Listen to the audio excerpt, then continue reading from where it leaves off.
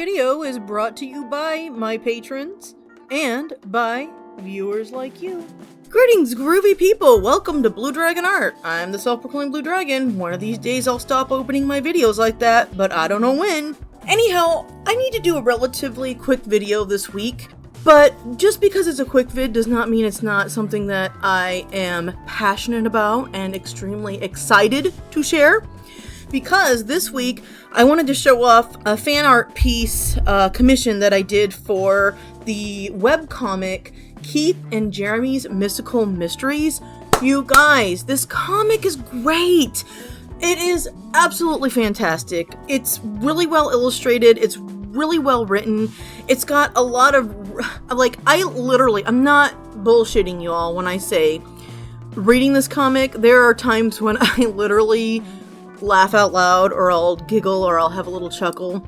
And the characters are really enjoyable. The synopsis is Keith Davis and Jeremy Dubois, or Du Bois if you're an Illinoisan. No, serious face. The Du Bois house in Illinois is in the Lincoln Home neighborhood. Anyway, I digress. But Keith Davis and Jeremy Dubois are two talented, bright-eyed, and bushy-tailed boy detectives determined to make a name for themselves. They'll take on any case, even the supernatural ones. That's the synopsis, but I've actually been reading this comic for several years now, and this year is their 5-year anniversary. Now, there's been a couple different fantastic artists throughout the years. All the artwork is impeccable, and like I said, there's also a writer on this. Snowy is the writer. It's a really fun comic. It is safe for work. There are clever ways in which many of the curse words are covered up. There's like some low-level curse words, things that are used, like hell and stuff like that. I don't really consider that to be a curse word in my personal opinion, but I digress again. But this is a really fun comic. It's very enjoyable. I like to read it in chunks. I like to read a chapter at a time, but I finally caught up with it this weekend. Holy shit, y'all. I feel like a champion because there's a lot there, but it's very easy to read. And like I said, it's very fun to read.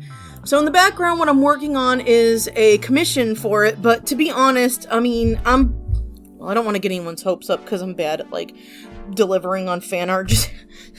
Just ask anybody who I've said I'm going to do fan art for. It takes me for fucking ever, believe it or not. But I may actually put this on my Christmas list for fan art because it is a really fun comic. But in the background, what I'm working on is trying to figure out how I want to tackle this commission. And initially, I was kind of thinking about doing a full body, but I'm not going to lie. A lot of times, I like to kind of have these logo-looking things. I don't know. It's just something that I kind of come back to every now and then. I've done other fan art pieces similar like this for the ComicFury Zine fan art prizes that the cover artists get whenever they win the cover art contest or their second place winners. Actually, I've got a couple of those I need to do this year to kind of make up for the cover art contest. That's what I'm saying. I'm really fucking slow at fan art, y'all, but I get to it. But at any rate, I settled upon some sketches that I'd practiced in my sketchbook. I really like to draw the characters a couple times and get a little bit familiar with their features before I jump right into the piece. And occasionally when I do this, even when it's with a ballpoint pen, as is the case with the character Keith, who has the longer hair, I might have even done that with Jeremy too. I can't remember. The video will reveal. I have the footage from working on this. But I actually ended up really liking the ballpoint pen sketch. It just needed to be tweaked a little bit for making sure that everything was proportional. Yeah, this was a fun piece to do. It's in the manga style, so of course I enjoy drawing things in that style. So working on this was actually pretty fun. I want to actually thank Snowy for allowing me to take my time on this piece. I will say, of course, being the person who created it, I have complaints about it, because when we get to the coloring part, I just try so hard to mix the flesh tones, and it came out a little patchy, which really frustrated me, but I didn't want to like put too many layers on because I didn't want to like fuck up the paper and everything because I was working on Bristol board. The whole piece is ink, both colored ink, acrylic inks, and Sumi ink, and it's all on Bristol board. So I was trying to be mindful of that.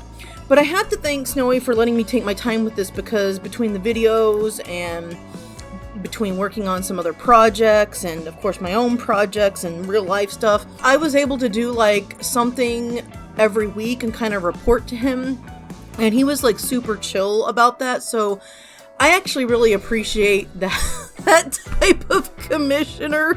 I'm gonna say I don't get very many commissions, but the times I do, at least in recent years, have been relatively good experiences without, like a ton of pressure and stuff. Like I didn't have to, but I did a commission for like someone who wanted the Dubliners illustrated, so I did an illustration for that, and dude was not like he was super chill, didn't give me like a lot of demands and stuff, just told me, what he wanted in the picture and said, go wild, do whatever you want. So that was really cool, and they were happy, or he was happy with the piece.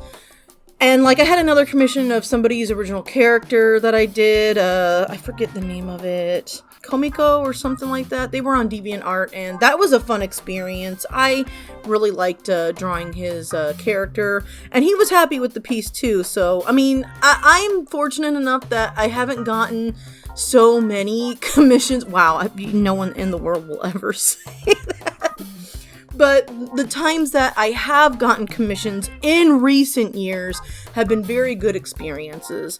Now, I have had commissions in the past when I was in college when none of us were like, any of the people that I was working with, none of us were experienced, so projects fell apart. I did get paid for some of them, but some of them got, left behind and didn't get finished. Like I was getting close to being finished and the dude just dropped the whole project because it was very personal to him, and even though he wanted to see it come to fruition, it was a little hard for him to deal with it since it was very personal writing for him. And then there's been like some other instances where like I didn't get paid and I did a shit ton of work. But yeah, and then there's times when I got paid and I'm, as an adult, not happy with the work. I had a good experience with one of my good friends who had commissioned me for a poem that they had written with their now husband, or now partner, I should probably say. But the artwork that I did for it, as you get better at art, I look back at those and it's like, man, I would love to redo that because I don't feel like I feel like I could do better now. And I keep wanting to do that project and give it to her as a gift, but then I keep not having time. So I don't know, when it comes to commissions and stuff, I'm kind of like a flaming hot mess because I'll be like super proud of the work that I do. And then like a week later, I'm like, man, that could have been better. This could have been better. Oh, man, I wish I could go back and do that. So, I mean, it's kind of a mixed bag with me because my head just won't leave me alone sometimes, But at any rate, this piece, I kind of, like, from the get-go knew what I wanted to do, which when I brainstorm, a lot of times, that's kind of, I kind of tend to like to go with, like, the first idea. I don't always, but I do sometimes. Boy, was that a big nothing statement right there. A big old nothing sandwich. But I settled on like the same initial idea that kept bubbling to the forefront of my mind, and I really wanted it to look kind of like a logo. Now initially I was going to have that circle be a magnifying glass, but since I also drew the character Jeremy holding a magnifying glass, I kind of pulled back on that idea and I was like, nah, that's going to be too many magnifying glasses. Then I'm going to have to give Keith a magnifying glass somewhere, and it's just going to be too many glasses everywhere. So instead I decided that I would try to make it a little more special by doing like some stippling in the background. And I thought, if that's just a black background, that's going to help the characters pop a little bit more. And yes, I know that I made Keith's gloves the wrong color. They should have been blue, but I was trying to balance out the use of the blue and the red and the browns and stuff. So that's the reason why I chose to make Keith's gloves red. In addition to also him being a little bit more of the hot-headed character between the pair. Jeremy is more the studious one. He's kind of like, I mean, they both are really good at like unraveling the mystery.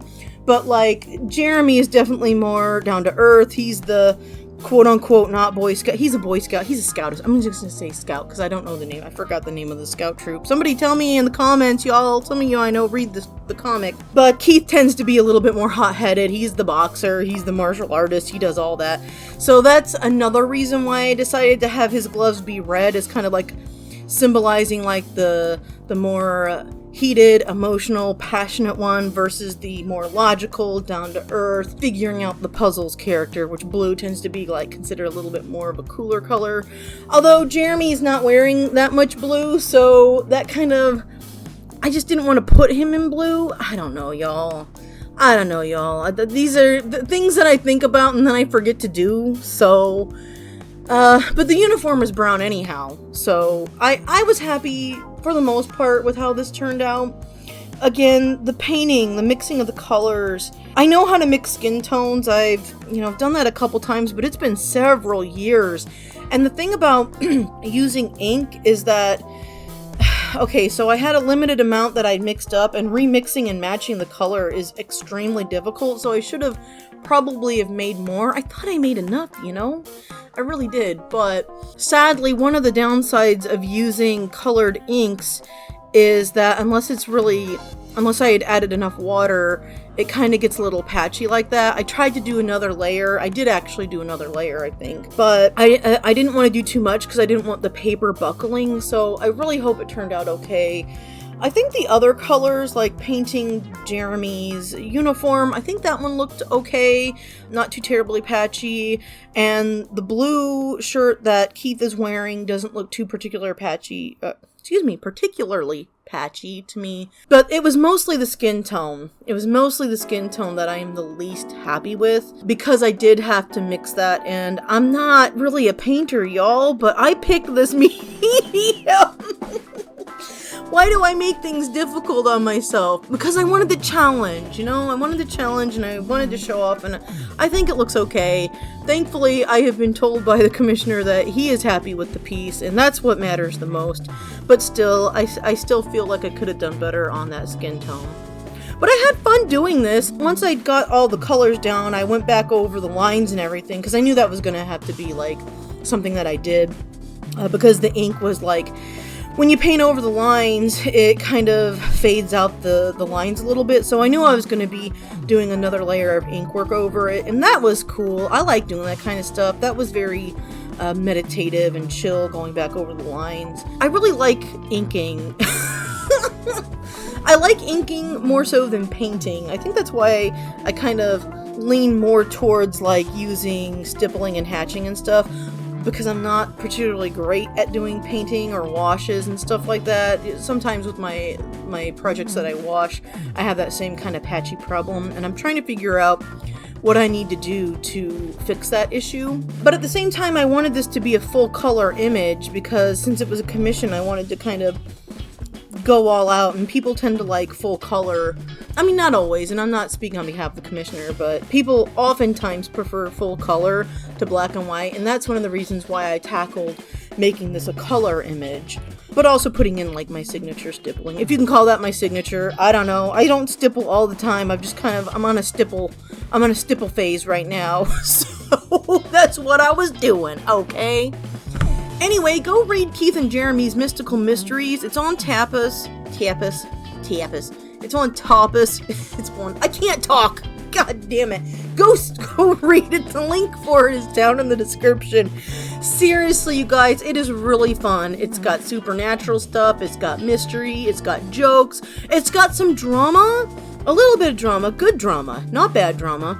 Really good character interactions and character building. World building. Very easy to get into this comic, seriously. So go check it out. The link for it's down in the description. I will be back next week because I'm getting ready for an event, the Portland Zine Symposium, which is going to be held at PSU again at the Smith Hall. That's going to be in a couple weeks. I'm on the wait list, but they have said that everyone on the wait list is probably going to get in because people cancel last minute for various reasons, almost on a regular. So, I have a couple weeks left to get my fucking zine shit together, and I'm going about it in a different way this year than last year. I don't think I talked about that in a video. I was going to make a video on that, much like the words and pictures, but I didn't because last year went sideways. Last year was really fucking hard, especially during that symposium, and I'm not going to talk about that because some things need to be personal.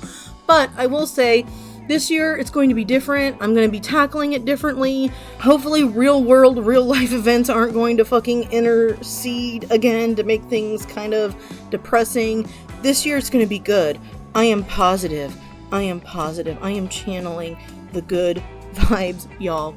Anyway, if you're in Portland on the 21st and 22nd, I don't know which day I'm gonna get in. When I know, I'll tell y'all. Editor Blue jumping in here the day of the video release. I actually got my acceptance letter yesterday, and I will be tabling at the Portland Zine Symposium at 11 a.m. on September 21st. That's a Saturday, September 21st at 11 a.m. The event runs till 6 p.m.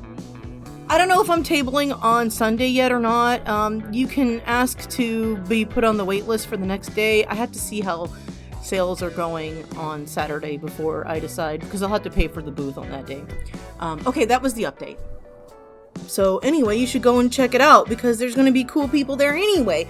If you're in the Portland area, go check it out. Portland Zine Symposium. Even if I'm not there, I mean, especially if I'm not there, the art's going to be fucking amazing. It was fantastic last year, all the people who were attending and selling stuff. I really liked it. If you are a zinester, if you are a fan of comics, definitely go check it out because it's very eclectic. Indie zines, indie zinesters, super cool, highly recommended. I'll put a link for them down in the description too. Other than that, I'm gonna get out because I've got work to do. Oh my god.